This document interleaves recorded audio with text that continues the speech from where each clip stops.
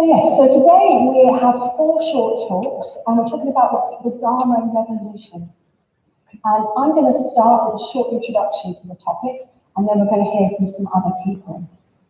So we're in a series which is about living Buddhism, which is about how can we practice this tradition, which goes back nearly 2,600 years now, started in a very different culture, very different time. And how do we practice it in our society today? Because although the foundational ideas of Buddhism are universal for all human beings, obviously the context of our lives means that the way that we practice in some ways will need to be different from people who are living a rural life 2,600 years ago in India. Last week, I had a very lovely talk from Sangha about how, although actually historically in some contexts, some Buddhists sort of didn't engage with beauty, they thought they should keep away from things they found beautiful. For us, in our society now, beauty is the beauty of nature, of ethics, of the arts. It can be a gateway for liberation for us, for freedom. It can really help us to engage with our practice, to have more beautiful states of mind by engaging with beauty. And next week, Prime and I will talk about meditation. How can we best engage in meditation in our busy lives? Often they're full, aren't they? Busy, lots of distractions that we could go to. And how do we meditate in that situation? Today, we're looking particularly at how society and Buddhism interrelate. So can Buddhist ideas help to make the world a better place, as well as helping us to become kinder, more open, more aware of people? And in particular, we're looking to India for inspiration. As over the last 60, 70 years, Buddhism has had a dramatic effect on how many hundreds of thousands, maybe millions of people live and their place in society. The Indian, so this movement that you'll hear tonight is called Triratna, and the Indian part of Triratna is really important. About a third of all the members, so people like me wearing a kesa, are Indian, and apparently around about half of people who come along to centres, friends, lecturers, are Indian as well. So it's a very big part of our movement. There's a wonderful internationality to Triratna, and India is a really important part of that. Although India was, of course, the birthplace of Buddhism, Buddhism gradually died out, and it completely died out sort of by the time of the British Raj.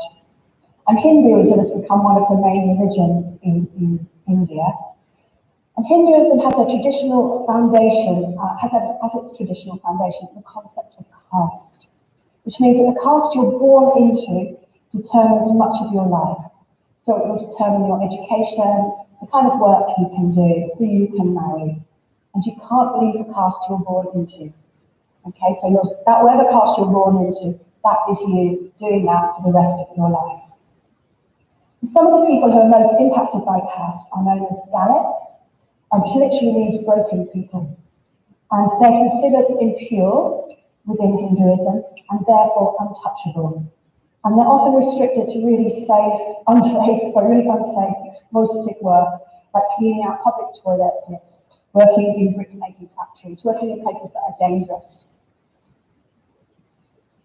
And although it's illegal in India, untouchability, the so-called untouchability, actually those who are discriminated on the basis of caste, well, they're routinely still denied access to education, food, basic rights, and actually safety as well. They're often at risk. They're often at risk of violence. So, and there are millions of people in India who belong to that group of people, the Dalit group. So Buddhism has offered some of the Dalit people a way out of this trap, and much of it's due to a really remarkable man called Dr. Ambedkar. And I can only say a little bit about him today, but he's really worth exploring. I think he's one of the modern heroes, really, Dr. Ambedkar. So he was born into the Dalit caste, and he faced some terrible discrimination as he was growing up in terms of his education, etc., how he was treated at school. But he did manage to get himself an excellent education. He must have been incredibly bright, and he was very, very hardworking. So he managed to get a degree in India, and then he went to study both in the UK and in the US at really high status universities, and he became a barrister in London. So actually, he could have chosen to make a really nice life for himself In the West, I can imagine them moving to the States or something like that, working in law, not having to cope with, particularly caste discrimination. But he chose instead to work all his life for his people. He became very involved in the Indian government at the highest level after the British left, and he's known as the architect of the Indian Constitution. So the legal constitution that India runs on, he was the part of the team, led the team that put that together. So I think he tried to work out a way within the system that he could make life better for Dalit people. But it soon became clear that there wasn't going to be any equality for the many millions of Dalit people within that framework. So he started looking around for other ways that people could be freer, could be released from that oppression. And so he looked, for instance, at Marxist ideals, which were quite around at the time he was looking. He looked at the major world religions. But in the end, he decided that Buddhism would be the best way forward, because of many reasons, but partly because it works on both an individual and a collective level. So in 1956, about 400,000 Dalits converted to Buddhism, and many more followed. And from this, what we call the Dharma revolution, followed. Because Ambedkar encouraged his followers to educate their children, often at great loss to themselves, and he placed a real emphasis on education for girls. He was particularly good on making sure that girls got a good education. And he encouraged them to live ethically, to have a sense of dignity, and to work on their minds through metta, mindfulness, understanding Dharma. He believed that for society to change, it needs to change at different levels. So you need the laws and the culture of the society to change, but without us working on our minds and us becoming ourselves different, and doing that in the context of a Sangha, a community, no real and lasting change can be made. So we saw these two different levels. We need to have the laws, right, obviously, but we all need to be working on our own minds as well. And as we're going to hear tonight, the Dharma revolution in India, well, I find it really inspiring. I find our brothers and sisters in India to be just deeply impressive people, really practicing on themselves, really practicing the Dharma, and maybe getting up very early to meditate, and then going out and working in a project where they make a real difference to many people's lives. So that's what we're looking at tonight, in a way, is an example of the social benefit that Buddhism can have in the world, a particular example in India. And we're going to hear 3 short talks on different aspects of the inspiration of this Indian social transformation. So first of all, in a minute, Denis will come up, who I've lost. I hope he's here. Yay! So Denis has recently visited parts of India on a pilgrimage, Sheffield pilgrimage, and he visited some of the social projects that many of the Buddhists in India are running, and very impressive. I find them very impressive. So we're going to hear more about that from Denis. And then, as I said, we're really pleased to welcome 2 visitors from outside Sheffield. They've made a special journey to come here. So Akashamitra has come from London and Sanghanath from Madrid. And they both work for the Karuna Trust, which is why we have this up here. And the Karuna Trust is a charity based within the kind of Triratna Mandala, the Triratna Buddhist community. And it funds many projects. I think it's 40 years old now, 40 years. Funds many projects in South Asia, in India and in other countries. And they support some of the most disadvantaged people, particularly people who are disadvantaged by the caste system. And they're not just Buddhists, they're people from many different backgrounds as well. And much of the work, which we're going to hear a little bit about, is funded by direct debits that are set up by people who've been contacted, by people who go on what are called door-knocking appeals. And these are 6-week, usually, appeals where you go to a different place, and there's quite a few people who have done them actually, Machi Bassett and Anna. I don't know who else has gone. Okay, great. Yep. So people you could talk to about them. Savannah Garber's done one as well. Sorry, Savannah Garber, for a minute. 2, you've done 2. Wow. Anyway, I think people find them both challenging and deeply rewarding. And what happens is you go away for 6 weeks, you're really supported to live and work together as a community. And you go out every evening and basically ask people if they're willing to give. And there's something in that which is both challenging and transformational. And I guess what we'd really like to come out of tonight is just a more bigger understanding, bigger connection with India, but also maybe that question just be in the back of your mind. Is it something you might want to do in the future or be part of? So Akashamitra and Sanghanath will tell us a bit more about the work of Karana and about the benefits of the dual method appeals. So I'm not going to, so the order it's going to be is first of all Denis, then Akashamitra, and then Sanghanath. Are you going to introduce yourselves, or do you want me to say a little bit about you? I don't know you very well, either of you. But Akashamitra has been working for Karana for about 9 years now. And he works particularly sort of managing or connecting with projects in India. So he goes over to India a couple of times a year to get a sense of what's going on there. And Sanghanath runs the door knocking appeal, so and looks after that. And Sanghanath himself comes from the communities in India that he comes from although he lives in the UK now, he's lived here for a long time. He grew up in the Buddhist community in which place? In Maharashtra, in the centre of India. Okay. And it's really great they've come all this way to talk to us tonight. So let me hand over to Denis.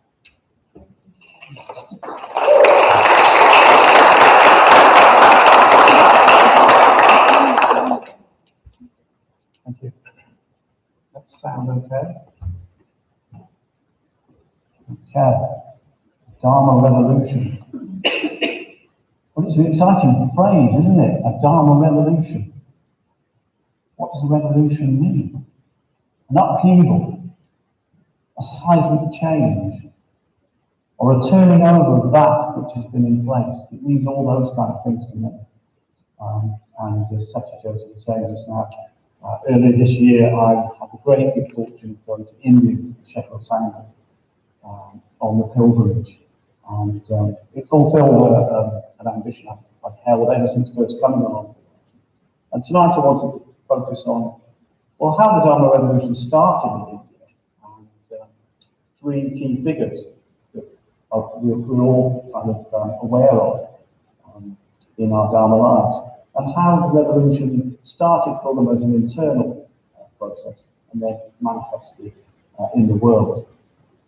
So let's start with where it all began, the Buddha himself.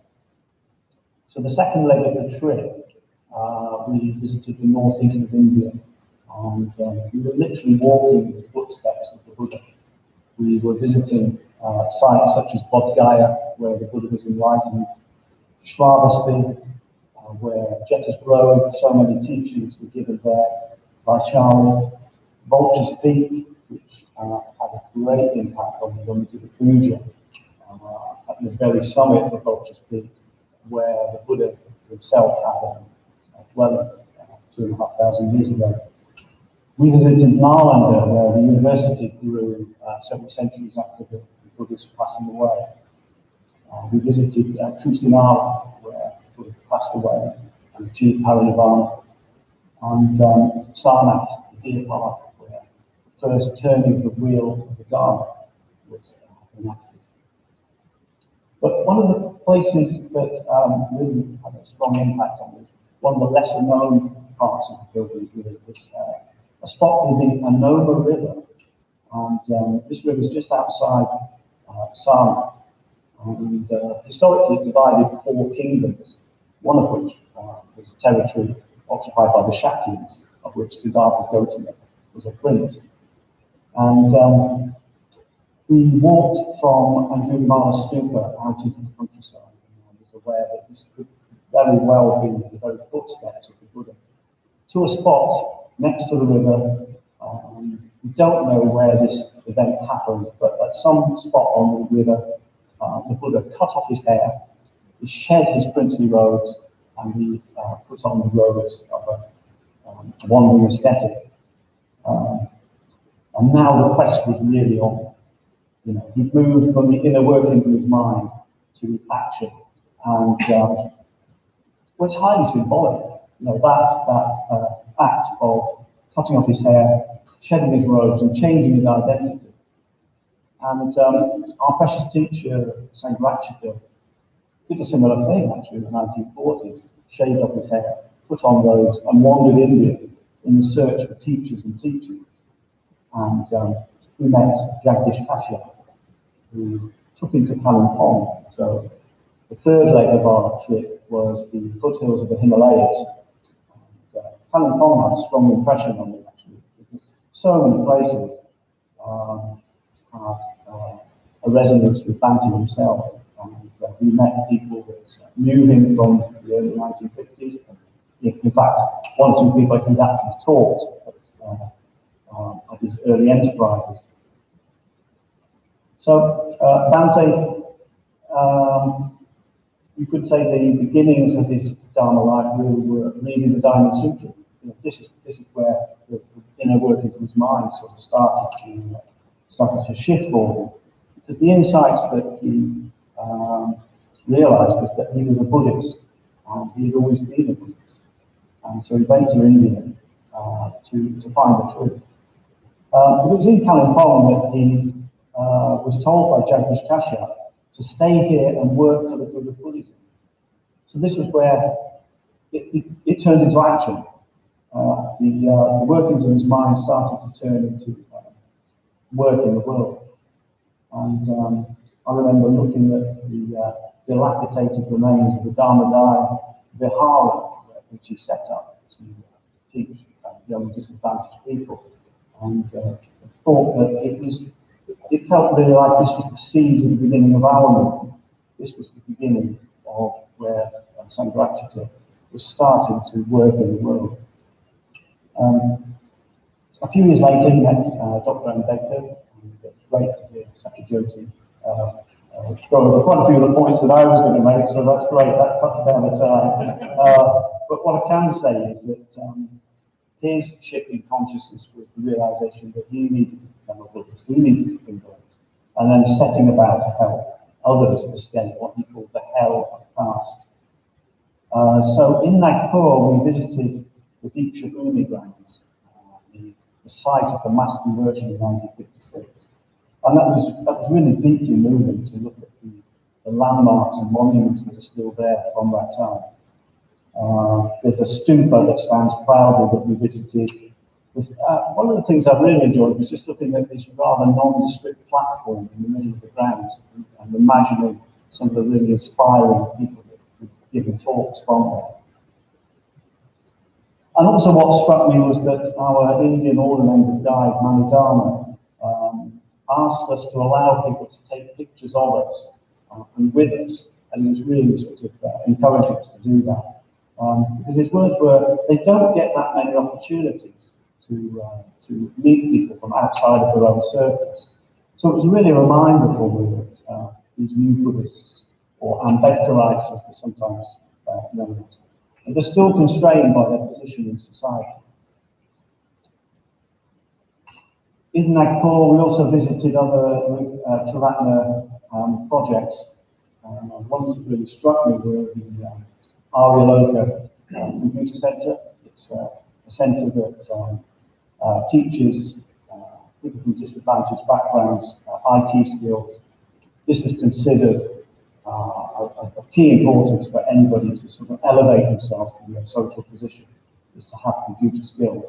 And I was encouraged to find that this is a multi-faith, multi-background operation as well. It's a really thriving centre. We also visited a transgender community. The transgender situation for people in India is really quite difficult. People are very marginalised and you could say have no place in society at all. And so Triratna helps these people in terms of a right livelihood kind of situation in which they can manufacture things to sell at markets, that kind of thing, because they really do struggle in society at the moment. One of the most inspiring places also for me was Navaloka, which is a Dharma training centre for young people. And I made good friends with people there who I asked to contribute something to tonight's talk. Unfortunately, they sent me photographs rather than words. So all I can try and do is really think about what those photographs meant. And in many ways, photos say much more than words. The photos were of a recent Dr. Mbeka's birthday celebration in April, and also military ceremonies. So, you know, I've really got a strong sense that they are really thriving at the moment. And overall, I got a really strong sense that taking up the Dharma life in India has a real impact on social change. So, as well as for people individually, it's got a societal impact as well. One of the high spots, really, for me personally, was giving a reading at a park called Satyajyoti Park in Nagpur. And I'd just like to conclude with that, if I can. The reason for giving that is that Sanghanath in 1956 was sort of called upon to encourage Dr. Mbeka's followers after Dr. Mbeka unfortunately had passed away shortly after the mass convergence. And so we reenacted Sanghanath's speech, complete with myself stood on a rickshaw with Mani Dharma stood next to me with a lamp balanced precariously on his head. Somehow we managed to keep it on, which was fortunate. But it really was, I felt very honoured to be able to give that reading. I'd just like to read 2 or 3 paragraphs from that to conclude. So this is following Dr. Mbeka's passing away. Dr. Mbeka's followers had received a terrible shock. Poor and illiterate as the vast majority of them were, and faced by the unrelenting hostility of the caste Hindus, they did not know which way to turn. And there was a possibility that the whole movement of conversion to Buddhism would come to a halt or even collapse. At all costs, something had to be done. I therefore delivered a vigorous and stirring speech in which, after extolling the greatness of Dr. Mbeka's achievement, I exhorted my audience to continue the work he had so gloriously begun and bring it to a successful conclusion. Dr. Mbeka was not dead, but alive. He lived on in them, and he lived on in them to the extent to which they were faithful to the ideals for which he stood, and for which he had, quite literally, sacrificed himself. This speech, which lasted for an hour or more, was not without effect. Dr. Mbeka's stricken followers began to realise that it was not the end of the world, that there was a future for them, even after their beloved Baba Sahib's death, and that the future was not devoid of hope. Thank you for listening.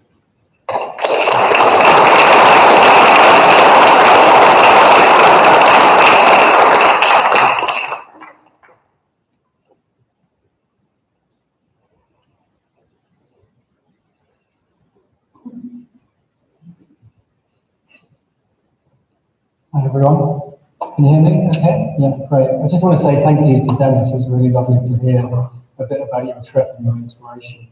Yeah, so my name is Akashamitra and I work for Karanam. Satyajyoti said a little bit about it. So basically we're an organisation, we work in India, Nepal and Bangladesh, and we fundraise in the UK and we send money to organisations in those countries that work on some of the issues that you've been hearing about. And what I'm going to do this evening is I'm going to show you some images and talk in a little bit more depth about some of the work that we're doing and a couple of the projects that we fund.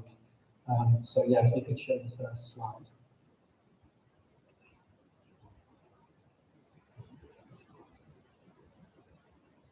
There's always a tech fail, isn't it? Yeah. So I just want to start with an image, actually. So this image here, does anybody know what's happening in that photo? Put your hands up if you do, or anyone want to make a guess? What's this woman doing? So it's a woman. Anyone know what she's doing? No? Say again? No, close. Human. Yes, human excrement. So what this woman is doing is clearing away human excrement from a dry tree, and that's her caste duty. So that's that. She was born into a particular caste where the expectation is that that is what you will do with your life. spend your money basically emptying dry latrines. And Satyajyoti mentioned this, that as part of the caste system, you're born into a particular caste-based occupation. It's usually a very degrading occupation, and it's one of the worst. So it's not even an occupation in the sense that we would think of it. They don't get paid properly for doing it. And there were, until recently, tens of thousands, probably hundreds of thousands of women doing this work. And it's not just that that's such a horrible thing to do. There's also a huge amount of discrimination. People are treated very badly. They have to live in a certain part of the village. They're considered untouchable. They can't drink from the same water well. Their children are victimized at school. They're often the victims of sexual violence. And you have to do this horrible work where there's a lot of health risks involved. They catch all sorts of horrible diseases. You earn pittance. You might get a few dry chapatis thrown at you. You might get some hand-me-down clothes for the kids on festival day, that sort of thing. But otherwise, yeah, this is what you're expected to do with your life. And it's the same for the husbands of these women. They basically are the main criminal swords. So just pause for a moment and think about what that would be like. To be born into a situation like that and to be told that there is no hope of escape from it. And then I want to contrast that with an image from the next slide. So these are 4 women from that community who have been involved in a Karana funded project through an organisation called Jan Sahas. This is a woman that I know on the left, Tazu, who I've been meeting up with regularly since I've been going to India for the last 9 years, and some of her friends. And these 4 women are part of a committee of 11 women who all come from that background, who are now running an organisation that is a very, very successful business that has trained 2,000 women, all from that community, who've escaped this very degrading caste-based occupation. And they run a company called Dignity and Design, which is now completely self-sufficient. So Karana has massively reduced their granting because they don't need the money anymore, because they're running this successful business. And it's those women that are actually running that business now. A committee of those 4 women and 7 other women from that community. And Jan Sahas, who's an organisation that we fund, have helped tens of thousands of women to escape that caste-based occupation. And there's a ceremony that these women go through where they take the baskets that they used to use to collect the human waste, and they burn it basically, and they swear on oath that they will never do that work again in their life. Obviously, to not do that, they have to have an alternative. And the organisation, over a period of years, helps these women to build their confidence, gives them an alternative livelihood. And it's very, very powerful for the women from these communities, seeing women like Tasli and her friends. It gives them a sense of possibility that they know that actually, no, they don't need to live that life. There is an alternative available. They can do something else with their lives. And I love this photo because I took this photo myself at the meeting with these women, and it was such a contrast with the misery of that first image, that they're just so joyful, they're so happy that they've got this fantastic new life, they've got this responsibility. They're all very, very capable women who would never even have had an education if it wasn't for this organisation, and now they're running this huge company. Okay, so next one. So just say a little bit about Karana's impact. So these are the figures for 21-22. We supported 247,000 people directly. And we've got a sister organisation in Germany, also one in the US as well, which is quite neat. But between us, we sent £2 million in grants to partners in India, Nepal, Bangladesh. And for those of you that have been to India, you'll know that money goes a long way in India. It's probably worth about 10 times the amount of what it's here. So it'd be the equivalent of sending about £20 million in grants each year. Okay, next one. So what I'm going to do now is to show you a short film for a few minutes, and this is about a young woman called Alia, and this is from another of the projects that we fund, and it's a project for runaway girls in Mumbai. Now a lot of young women from these very, very poor, very marginalised backgrounds often face a lot of pressure to get married young. There's a lot of violence. There's a lot of people being not really treated like human beings, and often not able to finish their education. And what this project supports is young women who basically, because of those pressures or difficulties at home, have run away from home, and many of them end up in a station in Mumbai called Dharma, which is the biggest railway station in Mumbai. Now, unfortunately,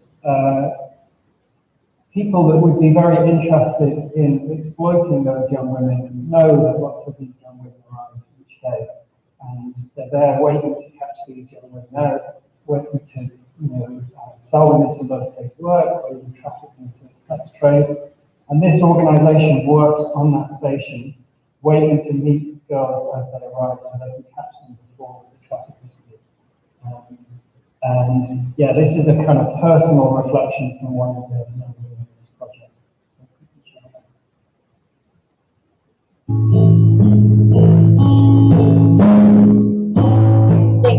इनको भी education, इनको भी पढ़ाई, उनकी life में उनको कुछ करना। 16-17 साल के थे तब से रिश्ता देख रहे थे। उनको एक मौका नहीं था तो सुसाइड का। मैंने हमेशा सोच के रखा था कि मेरी जो सिस्टर ने किया मैं वो चीज ना करूँगी। भाई के साथ तब तक पढ़ाया कि देखने वाला है, और जैसे भाई का कॉलेज स्टार्ट हो गया तो उन्होंने बोला अभी कर दो बेटा।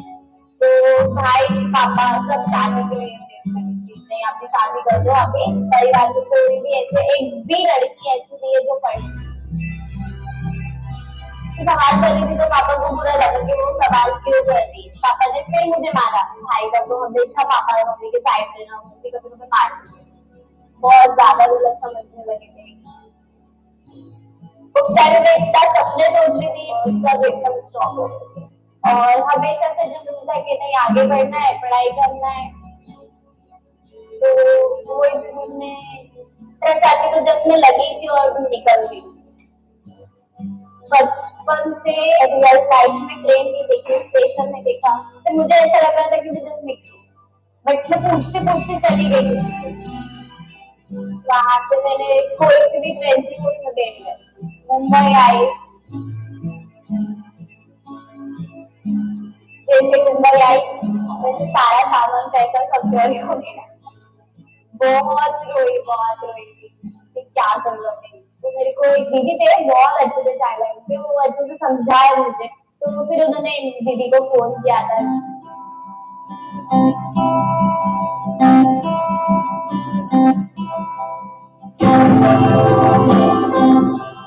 उधर के साथ मैंने खुद को सीखा, खुद को एकदम मेंटेन कर लिया उधर में रह के। मैंने उधर में आके ही सब कुछ ऐसा लगा है कि हाँ ये मेरे लिए और चला है। जॉब भी ऐसे करती हूँ मैं, अलग अलग टाइप की जॉब देखी, उसमें क्या नया सीखने को मिला। हाँ ये जॉब है तो मेरा सपना है। हाँ तो ऑफिस है, बट वो एक चीज पूरा हुआ। एक मंथ मैंने एक वीक नहीं, कोई भी काम कर सकती हूँ। जॉब की तो पढ़ाई करती हूँ। मुझे बाकी पूजा में जैसे दीदी लोग हैं ना, मुझे लगता है कि हाँ दीदी लोग इतना करते ना, उस लाइफ में मुझे बनना है। उनको देख के मुझे हिम्मत आती है। भली से कोई वो नहीं हो, बट वो हमेशा किसी के लिए भी लड़ने से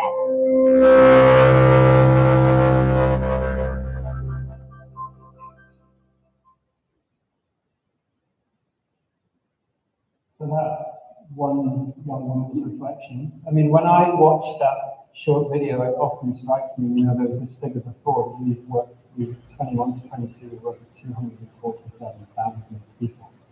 So if you can imagine 250,000 people like Ireland, all having their lives changed. And I meet so many young women like that in the projects, but I think about the life that we would have had, and then I meet these young, confident, fulfilled young women. And that's what we're doing essentially. Is supporting organisations that support people like her and people like Tasman, people from those communities. Yeah. Next slide.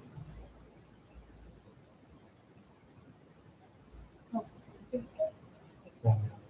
So the way Karen works is that we fund these organisations. organisations, and what they do is they create change in their community. So they create strong networks of young women, young men, and people that are interested in making a sustainable change. You know, I was talking about the organisation at the start, Dignity in Design. So they're now self-sufficient. This is what we're trying to do in Caramels. We're trying to create change in the community through creating change in individuals. And we see this time and time again. So people create those kind of changes in their community.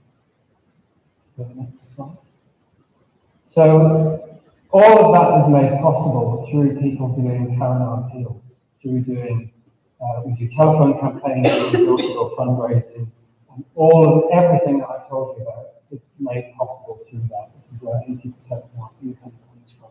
So I'll just maybe I'll read this actually. So it says, I feel like I've done a decade worth of retreats, meditation, and reflection in just 6 weeks.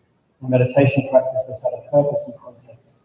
It means that it really makes sense to me again. And now my first experience of what it means to connect with others by connecting more fully with myself, and perhaps most powerfully, I've seen the way that my mind creates experience through expectation and views. So the way that we run Caramel Appeals is very much fundraising as a spiritual practice. It's a transformation for ourselves as well as actually fundraising for Caramel as well. Again, this is another person talking about doing an appeal. I'll let you read this, but saying basically it's one of the best things they think they've done in their life.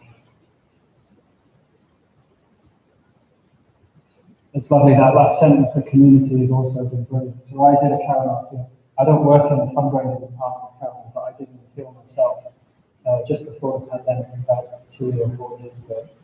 And that was one of the things I loved, was just the connections that it made with the other people I was doing the appeal with. I had a good friend who lives in another part of the UK from me. I don't get to see him very much, so we did the appeal together and we shared a room for 6 weeks. And I was with other guys from the centre that night as well, and it was wonderful from that point of view, just living with a small community. And then just the last little testimony, in 6 weeks I've been propelled from the meditation cushion onto a whole new level of this practice in my daily life. Yeah, so as I said, I did an appeal a few years ago. Every Caramel appeal has a name, and they're usually called things like, the wonderful lotus and things like that. Worthy sort of Buddhist titles, but we were called the Latin Ninjas of Fire. So this is a photo of the Latin Ninjas of Fire, and I think this was towards the end of our appeal. So I mean, Satyajyoti said, lots of people say that they find the Caramel appeal like the best thing they've ever done and one of the most challenging things they've ever done. I just loved it. I mean, I just had a really, really good time. I just loved all the different people that I met, and inviting to people's homes. And just the thing of connecting people up with the work that we do, like knowing that there's people that I met who are giving money to us, and knowing the difference that is making.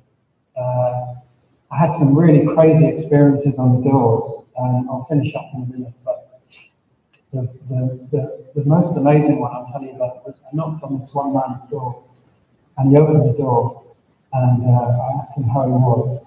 And the first thing he said to me, he said, pardon me, but the first thing he said to me was, it's none of your effing business how I am.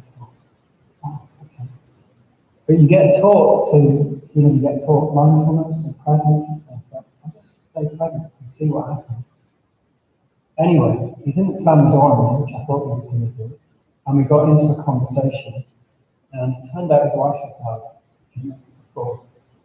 And he said, I'm just sick of people asking me how I am and not meaning it. And I said, okay, well, what would you like me to do? He said, well, just say hello and start from there. So I said, okay, hello. He said hello back. And we got into a conversation. And it was lovely. We made such a lovely connection. And anyway, he ended up saying, look, do you want to come around for a cup of tea tomorrow afternoon? So we went from, it's none of your effing business how I am, to, would you like to come around for a cup of tea tomorrow afternoon? I went around, we had a really lovely chat, and ended up signing up to support the charity. But in a way, it wouldn't have mattered to me if he actually had have signed up. It was just that thing of really making a connection. And there were so many meaningful connections. It was wonderful. Yeah, I think that's the end of the story. Yeah.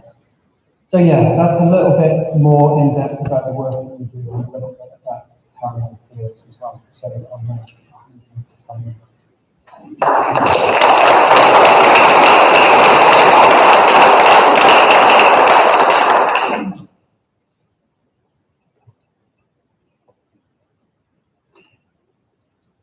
Great, thank you. Akashamitra, Denis, really good introduction to this theme as well. Yeah, thank you for inviting us, giving the opportunity to come and just have a little talk on Karuna, Dharma regulation, Dr. Victor. Really appreciate you doing this for us as well. I always wanted to come to Sheffield for some reason. I always wanted to come and visit the center. I'm funny enough, few years ago I had a dream. I was visiting Sheffield Buddhist Centre. Wasn't this Buddhist Centre? It was somewhere else in Sheffield, but it was definitely Buddhist Centre. And I feel like, oh, that's a dream coming true. I wish I remember what I was talking in the dream. I don't need to prepare again. That's really good. But really lovely to be here. I'm really, my friend Suvarna Garba is here. Then I arrived in UK in 2005 in Cambridge, but in Windows division. He taught me English. So he's here. Thank you, Suvarna Garba. Really lovely to see you. Yeah. Okay, well, I just want to say something very briefly about my personal story, really. Personal story of how I benefited from Karma's work, how I benefited from Dharma revolution. Yeah. And Dharma revolution is incredible, really. It's still unfolding, Dharma revolution. Even now, it's the strength of Dharma revolution. We just can't imagine where it's going to lead. Thousands, millions of people are converting to Buddhism after 1956. And changing the consciousness through meditation, Dhamma in the life. And even now, like I am standing in front of you, it's because of Dhamma revolution. There's no way I could actually be talking with you. The doctrine vector wouldn't exist if Dhamma revolution wouldn't be happening. So in a way, Dhamma revolution is really impacting beyond our imagination.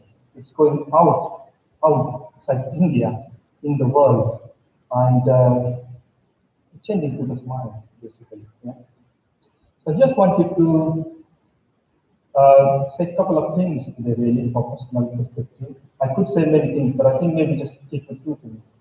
I think two things really impact my life. Well, three things really. One is my mother. I want to talk very much about my mother today. Second is Dr. Ambedkar, and third one is Dharma Trust.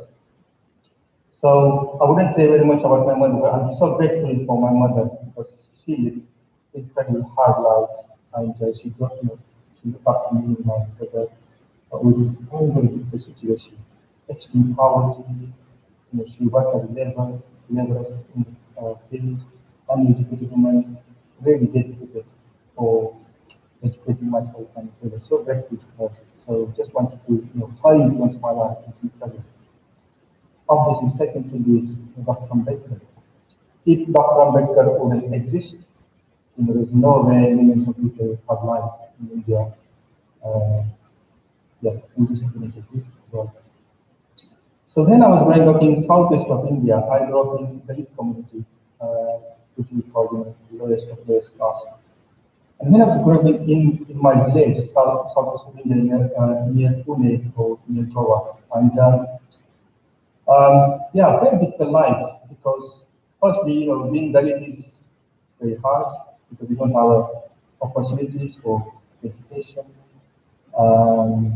for better life, better opportunities, better facilities, and so on. So that's there, And on top of that, you are end up with not having anything. Okay, partly because of my background. My mother was an Asian woman. She lost her father. I'm a husband as well, so she remains just me and my brother, and she has to work really hard to support me and so on.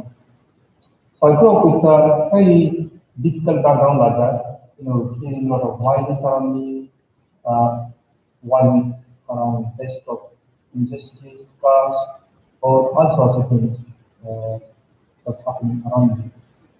And in a way, this is quite of classic India. India is like that. So a lot of India is remained like that. In poverty, caste injustice, violence, poverty, and so on. It's really still remain India. And then imagine how we're going to get out from this condition. How we're going to find a way out from this very difficult, like mud-like condition. I'm incredible how Dr. Ambedkar managed it. How Dr. Ambedkar managed to, bring out from this very difficult condition to come to a different condition. So for me, if Dr. Ambedkar wouldn't exist, there's no way I could have changed my life, or I could have educated myself, or I could be talking in front of you. So, what I wanted to say, just emphasize one thing. In a way, for many million Buddhist people in India, we don't really mind. We don't really mind we poor, we face this caste discrimination. I mean, we mind, we definitely mind, especially it bothers us. But I think more than that, we're really proud we are followers of Ambedkar. In some ways, Dr. Ambedkar becomes primary for us, and then everything secondary.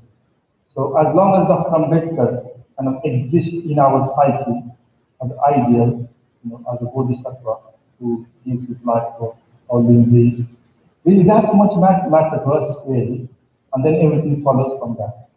So after 1956, after Dr. Ambedkar converted into Buddhism, really that's most matter for us. We just became more concerned about this, mind change rather than just social change. Obviously, social change is so important for us in India. Absolutely. Yeah. So in a way, my spiritual life started cultivating gratitude to Dr. Ambedkar.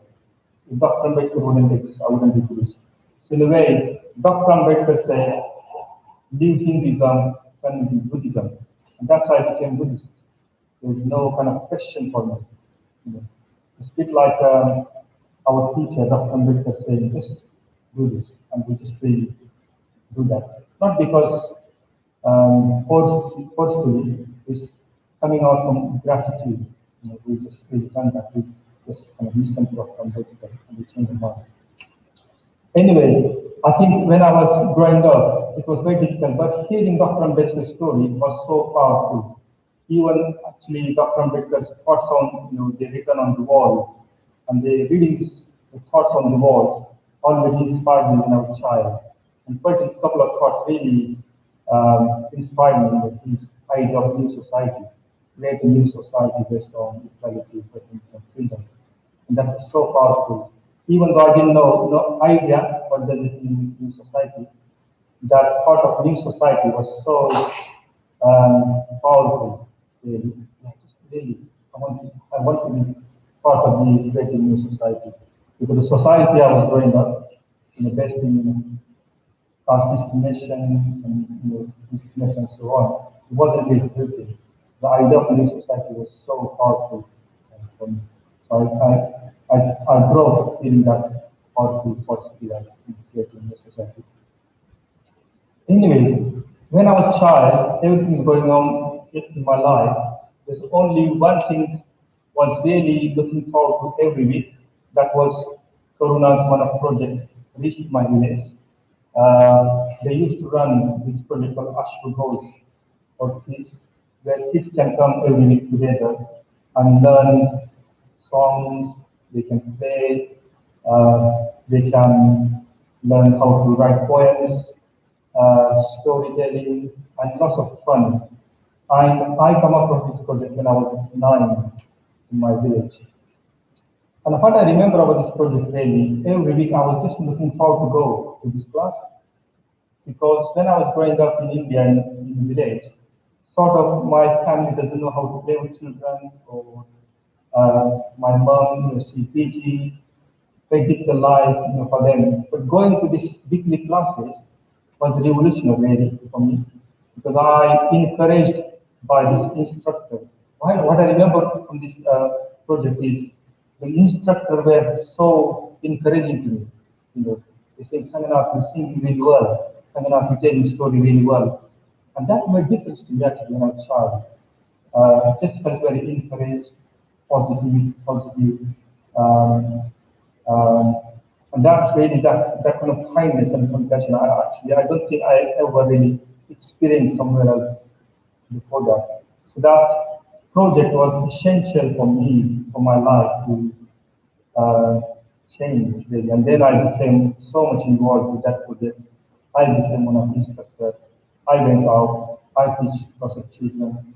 Then I come to UK in 2005, and then I worked in Windows Solution. And when I was working there, I was always curious how Corona raises money in UK. I really wanted to see how they raise money in UK. And then in 2006 or 7, I did my first Corona field. And yeah, then I felt like I completed my circle. I was one of the beneficiaries, then I worked in project, then I did Corona field, and now I work in for Corona last 13 years. What I like about Corona fields and Corona, and I don't want to say very much because Akashamitra touched on it today. Something about kind of living together and practicing together. As the country, just like a creating community, that really inspires me about Kurnathi, coming together and practicing together, supporting each other. And because of that, we do amazing transformation in India and South Asia. That really inspires me. So we are here not to ask you to support Kurnathi today. We are just here to ask you to, your slightest interest in Kurnathi, please just come to me, Akashamitra, and find out a bit more. You can take some booklets out there. There are some forms, you can just write your names and contact details, you can send more information. But just however you think, one thing I really liked about the project I come across when I was a child, just tiny project, weekly activities for kids. But even small projects influence so much. Because of them, I'm here really. Not really, sometimes really striking goodness. Even small act of positive activity can change people's lives. Same with Karunatis. 6 weeks is not long, but really changes thousands of people's lives in India, Nepal, and Bangladesh. And sometimes, I personally think myself is, I'm not very clear thinker actually, but one thing I really know from working through Karuna, being order member, is just I want to put myself in positive condition. And positive condition itself can change things. I don't need to worry too much. And that's something my mantra for my life is like. Really, my mantra or my practice is to just put myself in positive conditions. Don't worry too much. And Karuna really is positive condition. Even though sometimes challenging, it's really positive conditions to be in. And that's how I kind of live my life, if you like. And yeah, I really want to say thank you very much. And Dharma revolution is still unfolding and will always unfold. I sometimes say to people, Dr. Ambedkar is a bit like a little gold in our heart. And as long as this little gold exists in our heart, we will be fine. And that's how people feel in India, Buddhist people feel in India. As long as they are in touch with Dr. Ambedkar's vision, as long as that little gold exists in their heart, everything is like fine kind of thing. So really, so much gratitude to Dr. Ambedkar and Dharma Revolution and for Sheffield Sangha inviting us. Jai Hind.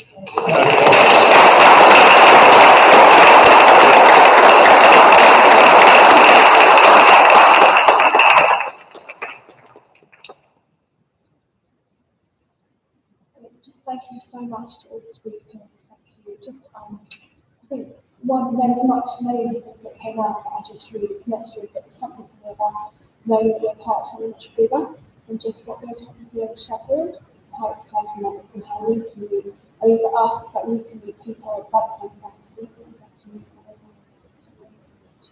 So thank you. So that gives another round of applause for Denis.